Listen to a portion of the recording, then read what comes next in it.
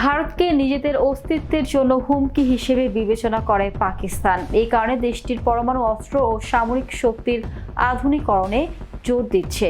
যুক্তরাষ্ট্রের প্রতিরক্ষা গোয়েন্দা সংস্থা ডিফেন্স ইন্টেলিজেন্স এজেন্সির সর্বশেষ প্রতিবেদনে এই তথ্য জানানো হয়েছে। বিস্তারিত থাকছে টেস্ট রিপোর্টে। প্রতিবেদন অনুযায়ী পাকিস্তান তার পরমাণু অস্ত্রাগার আধুনিক করছে এবং নিয়ন্ত্রণ ব্যবস্থাও বজায় রাখছে। পাশাপাশি বিদেশি উৎস থেকে ব্যাপক বিধ্বংসী অস্ত্রের উৎপাদন সংগ্রহ করছে বলেও জানানো হয়। সম্প্রতি ভারত শাসিত কাশ্মীরের পেহেলগামে সন্ত্রাসী হামলার জেরে ভারত পাকিস্তানের মধ্যে উত্তেজনা বাড়ে। এই প্রেক্ষাপটে এমন মন্তব্য এসেছে যুক্তরাষ্ট্রের পক্ষ থেকে। ডিআইএ আশঙ্কা করছে ভবিষ্যতেও পাকিস্তানের সীমান্ত অঞ্চলে সংঘর্ষের ঘটনা ঘটতে পারে এবং পরমাণু শক্তি উন্নয়নে তা অগ্রাধিকার পাবে। প্রতিবেদনে আরও বলা হয়েছে, পাকিস্তান চীনের সামরিক ও অর্থনৈতিক সহায়তার উপর নির্ভরশীল।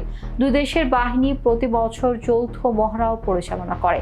তবে চায়না পাকিস্তান ইকোনমিক করিডোর প্রকল্পে সন্ত্রাসী হামলার কারণে কিছু ক্ষেত্রে দ্বিপক্ষীয় সম্পর্কে টানাপোড়েন তৈরি হয়েছে।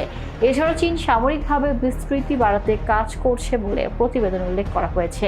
দক্ষিণ পূর্ব এশিয়ার দেশগুলো সহ বাংলাদেশেও চীনের সামরিক উপস্থিতির পরিকল্পনার কথাও উঠে এসেছে।